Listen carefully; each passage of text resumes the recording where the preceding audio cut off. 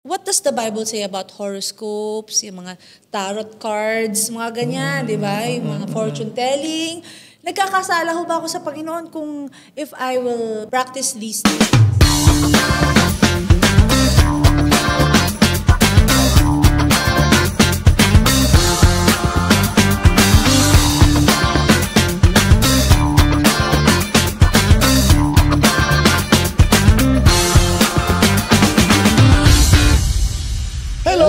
Pinagpalang araw po para sa ating lahat. Purihin po ang Panginoon Diyos muli sa bagong araw na kung saan andito ulit ang Payong Kapatid. Di ba? Sana po ay mag-enjoy ulit tayo sa ating mga pag-uusapan ngayon, lalong-lalo na sa mga hinihinging payo tungkol po sa kinabukasan. Na po si Ate Tosca. Mga kuya, tungkol sa kinabukasan, alam niyo po ba ang naiisip ko? Go bag. May go bag na ho ba kayo? Naku naman, mga kuya. Ang daming concern tungkol dyan. Opo. Ako kanina lang sinabihan ako, may go bag ka na ba? Sabi ko, ano po ba yun? Opo, go Hindi ko bag. naintindihan yung pala. Kaya sabi niya, maging prepared ka sa sa mga lindol, mga ganyan. Kasi totoo naman, di ba? Lindol na sa Senado, lindol sa Congress, lindol sa sa Cebu, lindol sa Davao, lindol sa La Union, lindol sa Surigao. Kasi siyempre, lahat naman ngayon parang nag-iisip na yung big one, no? Oo, meron. Kaya mga kuya, minsan yung iba dahil gusto na lang maging prepared aside from go bag, para prepared sila. Iba nagpapahula. Parang to really know when is the big one coming. Kaya alam mo yung horoscope, hula-hula, fortune telling. Mga kuya, okay lang po pag-usapan natin kasi sa NGL natin, may nagtanong ng ganun eh. Okay lang basahin ko po. Sabi ho dito, I would like to know po if I previously believed on white magic, love spells, before I became Christian, will I still be condemned by God? Allah. Can you also discuss on Payong Kapatid about horoscopes, charms, and people beliefs on sun, moon, stars na pinaniniwalaan ng karamihan? Actually, mga kuya, i-confess ko, pero kinonfess ko na kay Lord to at talagang tinakwil ko na sa buhay ko. Dati ko kasi, di ba may mga dyaryo ho, may horoscope yun araw-araw. Babasahin ko yun. At ang feeling ko, kung ano yung nakalagay sa horoscope ko, yun ang mangyayari. Totoo naman. Hindi naman ho nangyayari talaga. Tsaka kung minsan general eh. General. So, kaya ko naman ginagawa yun ng bata ko. Kasi gusto ko manigurado na maganda ba mangyayari ngayon. Kaya pag hindi maganda nakalagay, yun na, bad trip na ako. Hindi maganda yung horoscope ko. Pero mga kuya, yung horoscope po ba, maka-Diyos po ba yan? I mean, dapat po ba nating ina-apply sa buhay yan? What does the Bible say about horoscopes, yung mga tarot cards, mga ganyan, di ba? Yung mga fortune telling. Nagkakasala ho ba ako sa Panginoon kung if I will practice these things? Ayun. Una, nung sinabi mo yung tanong, may sinabi siya white magic eh. Kasi ang paniniwala dyan, merong white magic, May black magic. may black magic, may brown magic. Ay, ganun ho. Yan yung white magic, siguro doon nila kinaklasify yung horoscope, yung mga alam mo, yung mga pungsoy, ganyan. But, so ano man magic yan, it's against the Bible. Kasi yung horoscope, tungkol sa pagsamba ng stars yun eh. Binabanggit yan sa Bible eh. Hindi ko lang matandaan kung ano yung Pero yung worship of stars, yung heavenly bodies, bawal yan. Tsaka lahat ng mga binanggit mo, yan eh, nilalayo ka sa pagtitiwala sa Diyos eh. Yun. Oo, tama. Kasi alam mo, para naman in fairness naman, yung iba kasi siyempre, gusto natin maintindihan, bakit ba natin gustong alamin yung mga bagay na yan? Sino ba naman ang ayaw na malaman in advance ano mangyayari sa kinabukasan, di ba? Kahit naman tayo gusto natin yan. Kaya lang, yan ay napaka-spiritually misleading. Kaya nga, ang Diyos, magbigay siya ng guidance, yung Word of God, yung Holy Spirit, binigay sa atin, para i-guide tayo. Kasi gusto din naman ng Diyos na i-guide tayo eh. Kasi naalala ko, alam mo ganyan ang puso ng Lord, di ba sa Jeremiah noon? Kaya nagpapadala siya ng propeta to warn them, to tell them, to follow the Lord, and this will be your future. Kunyari, nung the days of Jeremiah, sabi sa kanya, sasakupin kayo ng Babylon, and I'm telling you to go there, build your houses, di ba? Make business, parang ganun, make yourself profitable. Tapos, ayaw nila, di ba? But sabi ni Lord, I know the plans I have for you. It is not for your distraction, but for your welfare, to give you a future and a hope. Kaya, but you shall seek me with all of your heart. Maganyan, di ba? And you shall find me. So doon mo maintindihan na si God, hangad niya rin na i-guide tayo sa ating mga steps in the future. In fact, He promised magandang plano. But we have to trust Him, di ba? Ngayon, ang problema sa mga ganyan, halimbawa yung tarot, horoscope, ano rin yan, parang one form of idolatry yan and occultism. Oo. Kaya, di ba, Deuteronomy, for example, 18-17, a warning ni God ito. Deuteronomy. Ayan. 18 po, 18, 10-12. Sige po. Ito na po. 18, 10-12. Basahin ko po. Yes, please. There shall not be found among you anyone who makes his son or daughter pass through the fire, one who uses divination, one who practices witchcraft, or one who interprets omens, or a sorcerer. 11. Or one who casts a spell, or a medium, or a spiritist, or one who calls up the dead. Kasi mga kuya, meron pong mga ganun na nagpapatawag ng medium daw, tapos papatawagin, si Lolo, kausapin natin sa natagong mana. Mga ganun. Papatawa daw. Meron parang Ouija din yun, di ba? Ang tanong, yun ano ba sabi talaga, niya rito? Lolo? Yun sabi niya. And anyone who does these things, ano sabi? Is detestable to the Lord. Pag ginawa niyo ho yun. Ayaw talaga ni God. Kasi it will destroy us eh. Instead of trusting God, nagtatrust na tayo sa ganitong means, no? Tapos hindi lang yan, kahit sa Isaiah 47:13-14, let your astrologers come forward. Surely they are like stubble. The fire will burn them up. Talaga na, ayaw talaga ni God. Galit si God sa ganun. Si Jeremiah naman, do not learn the ways of the nations and be terrified by signs in the heavens. Kasi di ba yun yung tendency nila parang to look at it. Ang daming passages. Marami ka. Makita mo sa Leviticus 9:31. Do not turn to mediums and seek out spiritists, for you will be defiled by them. Meron sa 1 Chronicles 10:13-14, di ba? About yung si King Saul, di ba? Kinausap si Samuel. Si Samuel. Tapos nagulat yung medium kasi ine-expect nila peki lang, yung mga spirito lang, pero yung totoong Samuel lang. So sa Acts 16:16-18, si Paul, kinast out niya yung may spirit of divination, naalala mo? Kaya nga nakulong sila Paul, kasi nga nawalan daw ng negosyo yung amo. Dahil yung slave girl, na exorcise nawalan yung kapangyarihan. So doon pala makikita natin talaga, God hates all of these practices. Kanya lang, hindi naman sinasabi ng Lord na, parang kumbaga, naintindihan ng Lord yung minsan yung curiosity natin. Diba? Pumasok tayo curious tayo. Ano kayo mangyayari?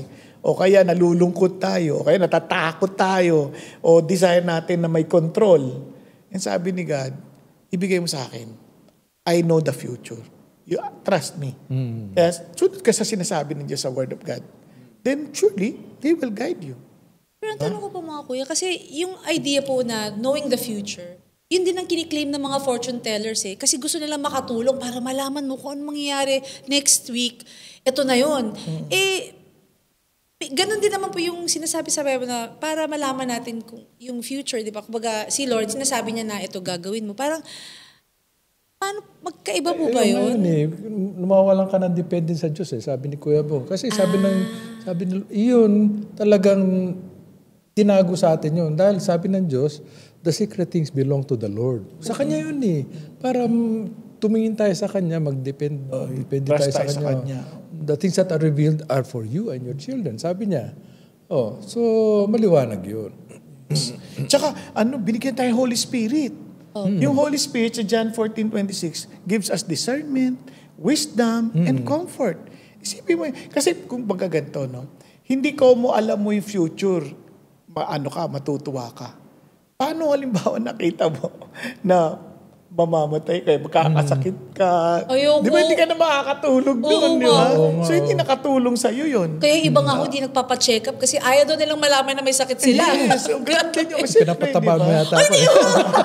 Hindi mo ako, Pero maraming Erwin. ganun, di ba? Kasi nga, ang feeling nila nga, hindi man necessarily malaman mo yung future, makakatulong talaga eh. Minsan nakakalimutan mo yung dapat mong gawin today. Yes, Kasi oo. alam mo ang galing ng Diyos, no? Amen. Sabi niya, do not worry about tomorrow. For tomorrow has its own concern, di ba? Just focus on today. Now, tingnan mo to ha. Look at the birds, sabi niya. Look at the birds in the sky. They don't have, kumaga, parang your Father cares for them and feeds them. Kasi iniisip ko, they do not sow, they do not harvest, but your Father takes care of them. Pag iniisip ko yun, parang tayo, we can sow, we can harvest, we can store, tapos nagwo-worry pa tayo. Yun ngang mga ibon, hindi eh. So what God is saying, kung tayo magiging responsable for our today, we don't need to worry about tomorrow. Oo nga. Pero is it possible na kaya sila nagpo-fortune telling? Kasi nag-worry sila sa mangyayari, kaya kailangan malaman na natin kung ano yung... Kasi gusto mo may control ka eh. Control. Alam mo, sa totoo lang, baka mamaya kung ano yung malaman mo tungkol sa future, hindi mo kaya tanggapin. Naku, delikado. Sabi nga, what is the truth? Sabi, you can't handle the truth. Tama naman. In one sense, may mga truth na, kunyari, may kwento na may nakakita sa future, nakakuha siya ng newspaper tungkol sa nakita niya yung stocks ganito ang price at a particular time. Di bumili siya ng stocks. Bumili siya. Ang hindi niya nakita, sa obituary, nandun yung pangalan niya. Dahil na-hold up siya. Grabe. Hindi, baliwala. Kaya kailangan mag-trust talaga tayo sa Diyos. Trust na lang kay God. Imagine mo, ano pang future ang hanapin mo? God promised eternity. Diba kung may Jesus ka? Di ba? Correct. Nasa atin na ang Diyos, ang Holy Spirit. Sabi nga ni Kuya Bong yung binasa mo, yung pinabasa ni Kuya Bong, yun yung mga mga fortune teller sa ibang religion yun. Pero may sinasabi rin ng Diyos, if there arises among you a prophet among you, prophet na to, or a dreamer of dreams, and he gives a sign or wonder, and the sign or the wonder comes to pass. Yes. Prophet, no? Of which they spoke to you saying, let us go after other gods. Ayan. So, posible, yung prophet magagaling sa'yo. Pero, sasabihin niya, magtiwala din kayo sa horoscope. Tayo sa ibang Diyos. Sa Diyos. Sabi ng Diyos, do not be afraid of them. Hindi legit yun. Dapat nga, daw yun? Patayin pa tayo. So, yung mga false prophets, pwede manggaling yun sa labas, pwede manggaling sa loob yun. Yes. Pwede kasing yung parang, are you really in love with God? O after ka sa healing, after ka sa miracles.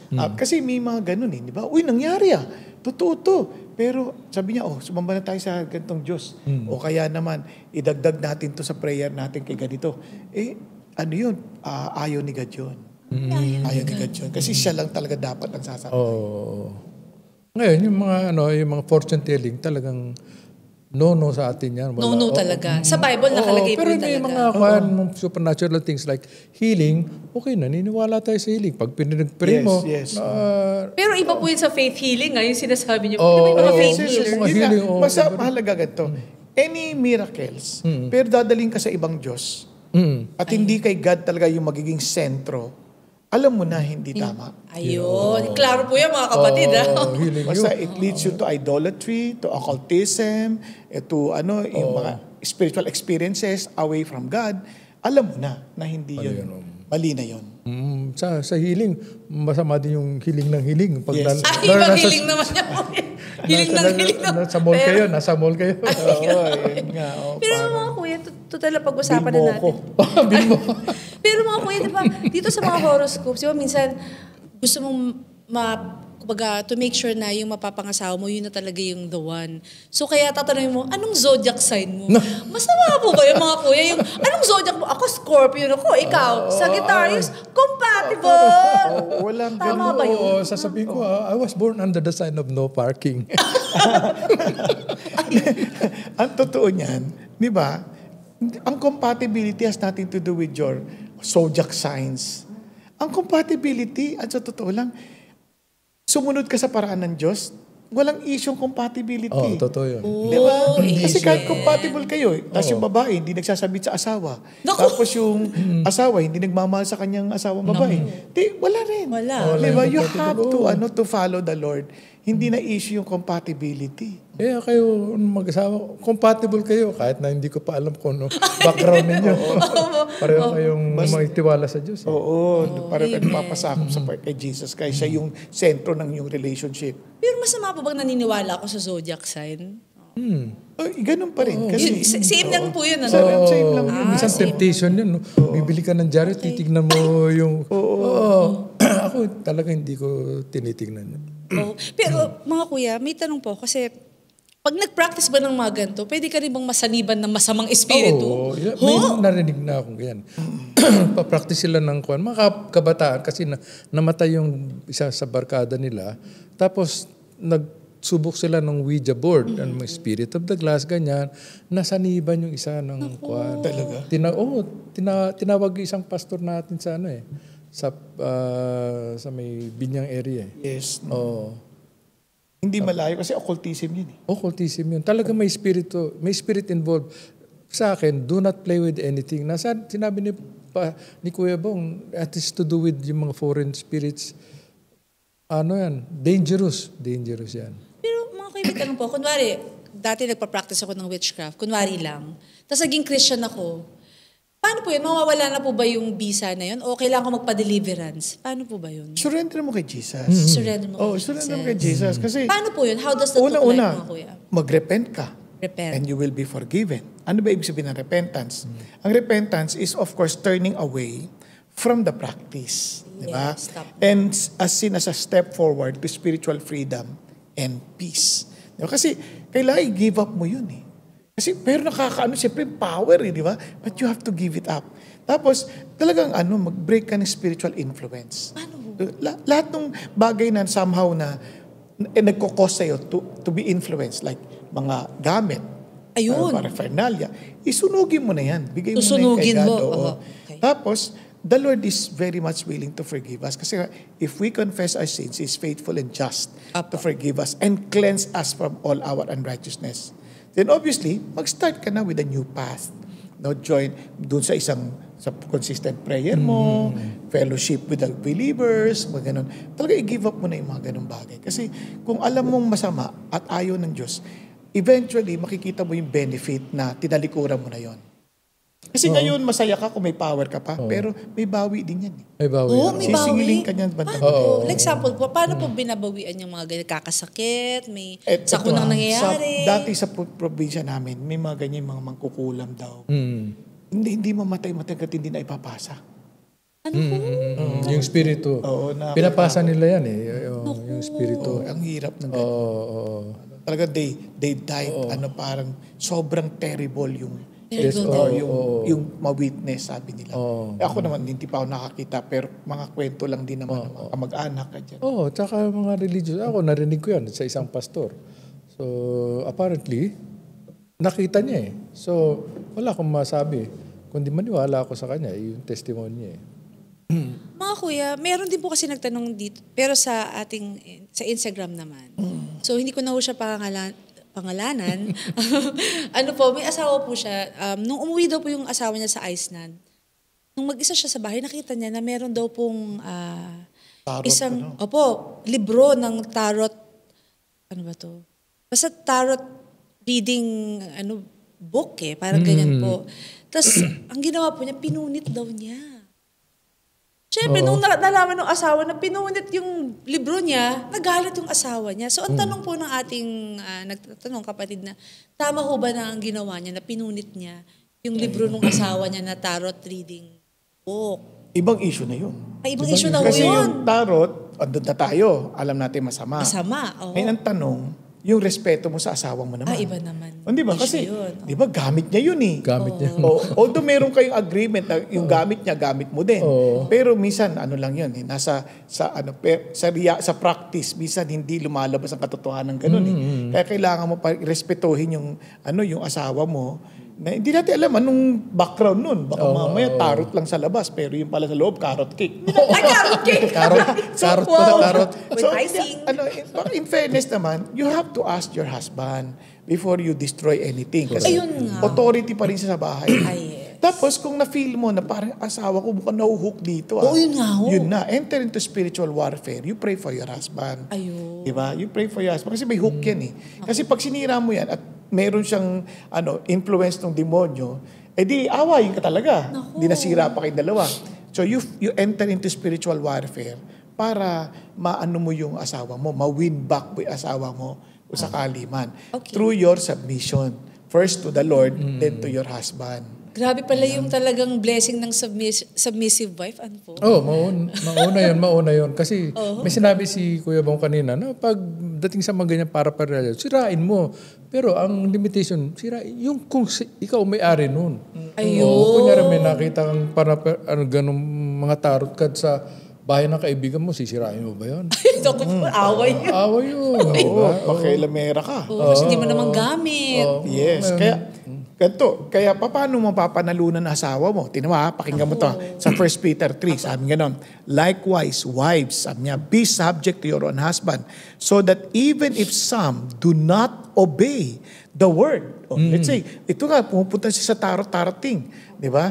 Tapos sabi niya, they may be won without a word by the conduct of their wives when they see your respectful and pure conduct. Doon ang labanan eh. Kaya you win by your behavior, yung respectful behavior. So sweetheart, ano tong book na ito? Kunyari, parang may curious. Ano to? Di ba, sweetheart, masama ito? Ganun dapat, hindi yung kinupunulit. Diba? Pupunitin. Sasabihin mo, ano tong purit na librong ito? Pinulit na. Bakit may ganito ka? Ayun. Pero hindi mo, ay, masama yan. Huwag ganun. Di ba, sweetheart, hindi yan maganda, hindi yan sa Bible. Kasi alam ko masama yung ganyan eh. Gentle way pa rin. With respect. With respect. Unahin mo. Baka magkaroon tayo ng bawi ng demonyo dito. Sanib. Or puwang, or yung right of way. Oh, yes. Ayun, ganun mo. Parang nagbibigay ka ng opening for the Correct. demons. Nandun na tayo. Pero kailangan pa rin ng respeto. Ayun. Sabi sa Bible, Archangel Michael nga nakipagtalo kay sa kaluluwa Lucifer. Kaluluwa ni Moses. Hindi niya basta-basta, ni-rebuke lang niya. The Lord rebuke you. Sabi ganun ho? Ganun lang. Paano po kasi ito po talagang narinig ko. Minsan may mga Kristiyano na minumura ang demonyo. Naisip ko, is that okay? Mga kuya, alam ko na they're demons, they're evil, but how do you handle that kind of, kasi gusto niyang, alam mo yun, I don't know mga kuya. Hindi, yun nga yung ganda yung sinabi ni Kuya Erwin. Sa Jude yun eh, sa Jude. Jude. Para makita lang natin. Tinama, yung word niya dito, mabigat ha. Mabigat, sabi niya, nagsasalita sila isang bagay na hindi nila naintindihan. Hindi nagmumura si Angel Hindi Michael. nag-iintindihan. Beloved, although I was very eager to write you about our common salvation, I found it necessary to write appealing to you to contend for the faith that was once for all delivered to the saints. Diba? For certain people have crept in unnoticed who long ago were designated for this condemnation. Ungodly people who pervert the grace of God into sensuality, deny our only Master and Lord, Jesus Christ. Now, I want you to remind you, although you once fully knew it, that Jesus who saved people out of the land of Egypt. Grabe, no? Si Jesus talaga nag-save sa land of Egypt, ha? Wow, galing. Hindi pa nababanggit si Jesus sa Old Testament. Dito sinabi niya, Jesus who saved a people out of the land of Egypt. Afterward, destroyed those who did not believe. Now, ito na. Tapos sabi niya ganyan, wait lang. Tapos pag tumalon ka dito, tingnan, yet in like manner, these people also, relying on the dreams, defiles the flesh, reject authority, and blaspheme the glorious ones. Sabi niya, but when the Archangel Michael, contending with the devil, was disputing about the body of Moses, He did not presume to pronounce blasphemous judgment. Di ba? Di ba? But said, the Lord rebuke you. But these people, look at the words, blaspheme all that they do not understand. And they are destroyed by all that they, like unreasoning animals, understand instinctively. Di ba? Akala nila, Mabigat yun. Hindi mo naintindihan. Bakit ka nagmumura? Kahit demonyo nga yan. Pero who are you to curse these people, this evil? Hindi naman tayo, sino ka ba? Klaro sa Bible mo. Demonyo, hindi sila, akala mo na sila natatakot. Hindi, natutuwa sila kasi nagmumura ka eh. Sin din yung pagmumura. You play exactly into their game. Kailangan natin basahin ng Bible. Nandito na talaga lahat ng kailangan gawin po. So mga kuya, malapit ko na kasi kayo hinga ng words of encouragement. Tapos na tayo? Hindi mo, pero pwede mo, humirit lang saglit lang po. Humirit lang po saglit lang. Isa pa pong tanong. So hindi ko na, medyo mahaba po yung tanong, pero medyo i-rephrase ko na lang po, yung gist na lang. So basically, meron po ikakasal. Christians po sila. Ikakasal po sila sa isang Christian church. Kaso hindi po pinayagan ng pastor nung church na yun dahil ang gown daw po nung bride ay itim. Creative. Kasi minsan mga kuya, if you go to Pinterest, ganyan, minsan uso yung black and white motif. Minsan sa uso yan eh. Iba, favorite color nila, black. Diba, may ganun po talaga. So nangyari po, feeling ngayon nung ikakasal, na-judge sila nung church na yun. So ang ginawa nila, lumipat sila sa ibang Christian church at pumayag naman doon sa motif nila. Pero yun po yung tinatanong, parang paano po yung mga kuya? Parang na-feeling judge na po yung ikakasal. Ano po ba ang issue doon, mga kuya? Yung dapat feelings. Po dapat po bang hindi talaga mag-black gown? Bawal po ba talagang black gown sa kasal? Christian church, ganyan? Ako ayoko isiping bawal or whatever. Kasi una-una, ayusin natin mo na yung pakiramdam. Feeling mo na judge ka. Bakit mo na-feel? Sinabi ba sa'yo? Kinondem ka ba? Protocol daw po ng church eh. Okay, protocol. Maganda yun eh. No? Kasi alam mo, bawat meron tayong mga authority sa buhay. Kaya the wives, ang kanilang authority, yung husband nila, diba, they have to submit. Yung tayo naman, as members, minsan authority natin, siyempre yung mga church leaders, authority natin yan, spiritual authority natin sila. So, we listen and respect them. Ngayon, siyempre, meron silang mga explanation kung bakit nila hindi ina-allow. Ngayon, whether sometimes we agree or not, hindi ko sinasabing we are to be blind followers, but we have to deal with that sa Panginoon Diyos. Kasi una-una yung tinetest din yung character natin. Correct. Magsasubmit ba tayo sa authority o hindi? Kaya kung hindi ako nag-agree sa kanila sasabi, dalin mo sa Diyos yung issue. Lord, pwede mo naman kausapin yung authority ko eh. Diba? Para magbago yung kanyang desisyon para naman hindi naman parang pagbawalan kami sa ganun, parang wala namang magandang dahilan. Pero kung talagang minsan tinetest din ng Diyos yung heart natin eh, are we submissive to our authority? Kasi tinama, kung ang labanan ay preference and character of submission, siyempre, or on the side of character ng submission. Kasi ganito yan. Halimbawa, yung asawa mo, one day mag-asawa na kayo, hindi kayo nag-a-agree. Ano yun, lilipat ka na lang ng ibang lalaki na mag-a-agree sa'yo? Di ganun din yung ating pinoproject. Kaya ho sa church, minsan yun ang tinanggalan na natin ng authority. Kaya tayo ngayon, nagiging disrespectful. So hahanap na lang tayo ng preferred nating leader, di ba? Kaya yung iba, halimbawa, pag may tinuturo na anything against our preference. Di ba? Preference, hindi necessarily doctrinal, preference. Biro mo, tayo kagad? Galit na ako dyan. Ginudjudge sila ako. Ayoko na. Di ba? Mali yun eh. Meron pang cases ganito eh. May mga cases, di ba? Halimbawa, na nagkaroon ng premarital sex, na buntis. Gusto ngayon magpakasal sa Christian church. Sa Christian church. Ngayon makikiusap sila sa mga pastor, ganyan. Yes. Parang nagmamadali pa sila. Siyempre, hahabulin eh. Bakit gusto mo magpakasal na kaagad? Bakit hindi ka nalang mag-intay ng mga anak muna? O kaya, ano yung dahilan mo? Is it to glorify God? Iisipin man nila, excuse na lang yan. Ayaw lang nila talagang kami ikasal. Mga ganon. So, minsan, bakit umabot ka sa ganon? Ikaw naman yung nagkasala.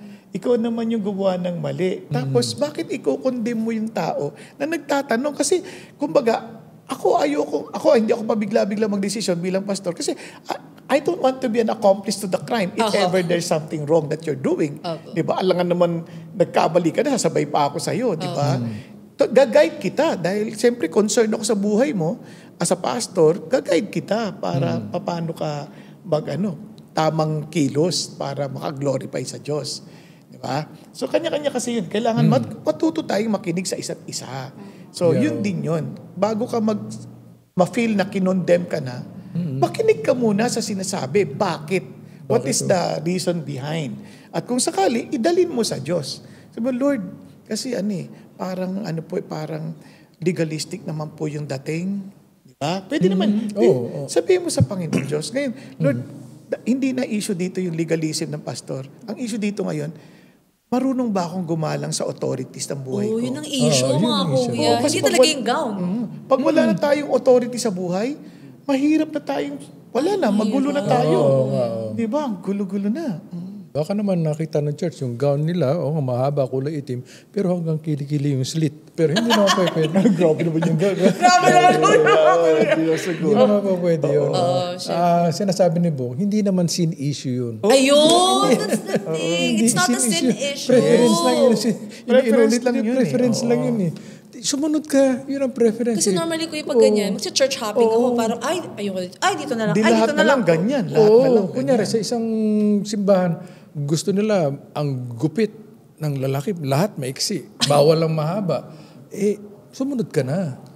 Buhok lang naman eh. Ngayon, wala naman nagkaka-cancer sa buhok eh. Yes. Okay, kung sabihin ng Lord sa'yo, sige, wag ka na dyan kasi parang nagiging cultic leadership na yan. Halimbawa lang, okay lang. Yung paalam ka with all due respect. Ayun. Diba? Kasi kapatid mo pa rin yan in a sense. No? Yes. Tapos lipat ka with all due respect kasi hinahanap mo where you can grow. Hindi yung dahil lang sa, hindi na-judge na ako, nondem na ako, lipat na lang ako.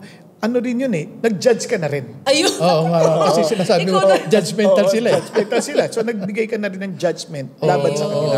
Which is also not good. Di ba? Grabe mga kuya. Mga kuya, thank you talaga sa mga payo. Kasi mga kuya, normally pamahiin. Hanggang hindi natin napapansin yung pamahiin. Laging the occult na, tama po. Parang hindi na natin namamalayan.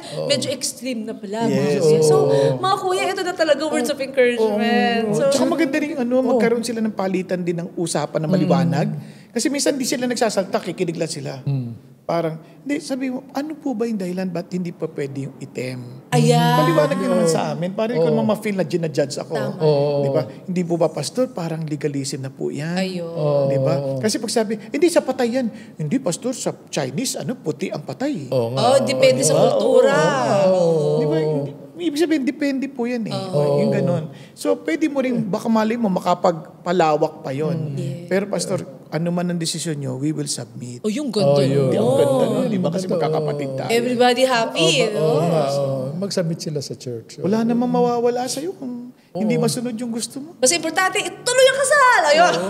Ituloy. Kasi minsan, di ba yung gusto mo lang unique? Para maiba naman kami. Iba kasi ganun din mga kuya. Okay, favorite color niya talaga yung black. Yun na. Kasi nga, mas feeling niya, mas pretty siya sa black. Ganun. Sa totoo lang, yung black, sa fashion yun, sa black, decent tignan, formal eh. Formal, ang dating yes. So, siyan siguro ang dahilan. Ba't gusto niya black? Sa akin wala nang masama. Pero yung... papaliwanag lang naman nila kung bakit napili nila yon. Tapos yung pastor, papaliwanag din. Para walang judgment on both. Diba? Tapos, minsan kasi, alam mo sakit natin mga Pilipino?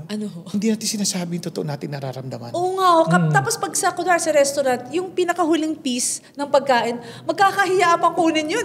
Oo nga. Tapos ako diba, hindi ka na nagsasabi, ikaw pa nagkikreate ng sarili mo imagination. Brain parang imagination. Last na talaga. Last parang ganito. Kasi para lang makikita mo ano ibig sabihin. Merong isang mama na platan. Oo, sa isang ilang na lugar na platan. Wala siyang jack, nakalimutan niya. Naku, si Jilan doon. Hindi wala. Diba? Ito na. Tapos, mga 500 meters, mga 2 to 300 meters away, may bahay sa gitna ng farm. May truck. Sabi niya, may jack to. Tanghaling tapat dito na. Ano kaya hiram ako ng jack doon? Lakad na siya. Kausap niya lang sarili niya. Sabi niya, paano kung natutulog yung mama? Sabi niya, tapos sabi niya, istorbo ka. Sabi niya, pahiram ng jack. Ay, hindi ako nagpapahiram. Rentahan mo. Tapos sabi niya, sige, bigyan ka ng $5.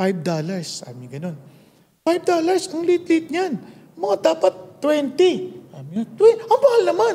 Sobre naman yan. Naplatan na nga ako. Tapos 20. Siya lang kausap niya lang yan. Siya lang nagkikita. Siya lang yan? Kinausap niya sa wala talaga nangyayari pa.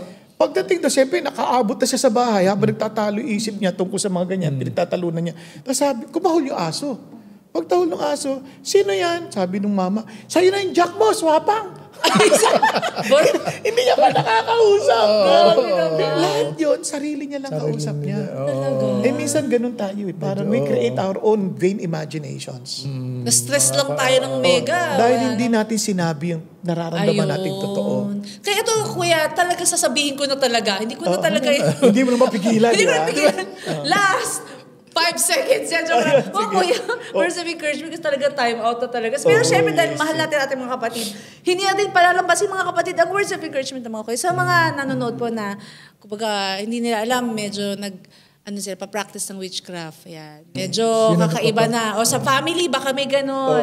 Sa family, minsan baka may nanonood na hindi na alam na, witchcraft pala yun. Mga kuya, how can we encourage po ang ating mga kapatid na mag-ingat? Babala, mga kuya. By the way, yung pagdating sa witchcraft na yan, yung word na sorcery sa Bible, ang Greek word nun is pharmakia. So pharmacy, may kinalaman sa drugs. So sa opinion ng iba, pati yung use of illegal drugs is witchcraft yun. Anyway, sa akin, sabi sa Bible, the Lord is my helper, I will not fear what can man do to me. So yun ang aking encouragement sa iyo. Lumapit ka sa Diyos, siya ang helper. Pag kasama mo ang Diyos, what can man do to you? Wala. You will be the victor. Yeah. Alam niyo, tulad ng sinabi ko kanina, yung pong gusto nating malaman ng kinabukasan para makapagplano tayo, may control tayo, at gagamitin natin ang mga gantong means other than God's means. That is actually spiritually misleading na maaring mag-create tayo ng mas malaking problema kaysa sa isang magandang kaayusan. But our God loves us so much that He wants to guide our path. Kaya naman, binigyan tayo ng kanyang salita. Sabi ng Bible, all scripture is breathed out by God and profitable for teaching, for reproof, for correction, for training in righteousness, that the man of God may be complete, equipped for every good works. Ngayon, hindi pa natapos ang Panginoon Diyos doon. Aside from giving us His word, binigyan niya tayo ng kanyang banal na Espiritu to guide us. Sabi niya, He will teach us into all the truth. Kaya alam niyo po, God wants us to be always Spirit-filled, always filled with the Word of God. Kaya sabi nga ni Jesus, let your heart, let the words of Christ, dwell within you. Para malaman natin, and let His peace, rule in our lives. Kasi importante po yun eh. Kaya po, if we want to be assured of our future, we cannot find that sa horoscope o sa mga fortune tellers. Kaya huwag kayong magpapaniwala sa kanila. Tingnan nyo, pupunta kayo sa fortune teller o kayo sa mga manghuhula, tapos tatanungin yung pangalan mo. Kung talaga manghuhula, hindi dapat alam niya na yung pangalan mo, di ba? Kaya ang kailangan natin talaga si Jesus, nakilala niya tayo. Alam niya kung sino tayo, alam niya kung ang pangalan natin, alam niya bago pa tayo isinilang, alam niya na, and He knows even our future. You want your future secured? Surrender your life to Jesus Christ. He is our future. God bless po. Amen! Yung mga kuya, tagline na! Yan. Kaya naman, yung iba natatakot sa kinabukasan. Kaya natatakot sila. Ano mangyayari? Ito lang masasabi ko sa inyo. Umulan man. Umaraw. O bumagyo. Kung kailangan nyo ng payong, andito po ang Payong Kapatid. Mga kapatid, alam niyo po masaya po kami nakakasama namin kayo every Tuesday and every Saturday. Pero syempre mga kapatid, ang tanong ko po naka-follow na po ba kayo sa ating mga social media pages? So okay lang po bang sabihin ko po sa inyo ang ating mga social media pages? Syempre, unang-una sa lahat, meron po tayong Payong Kapatid official Facebook page. Meron din po tayo sa YouTube. Payong Kapatid PH. At syempre po, sa mahilig mag-Spotify audio, di ba? Meron po tayo sa Spotify podcast. At syempre, meron po tayong NGL. Ito po ay pwede kayo magtanong anonymously. So ito po ay meron tayong NGL link at meron po tayong NGL QR code. Ayan po, just scan the code lang po mga kapatid. At syempre po, may bagong-bago po tayo. Instagram account. Yan po yung mga request ng ating mga kuya. So, paano po tayo mag-IG?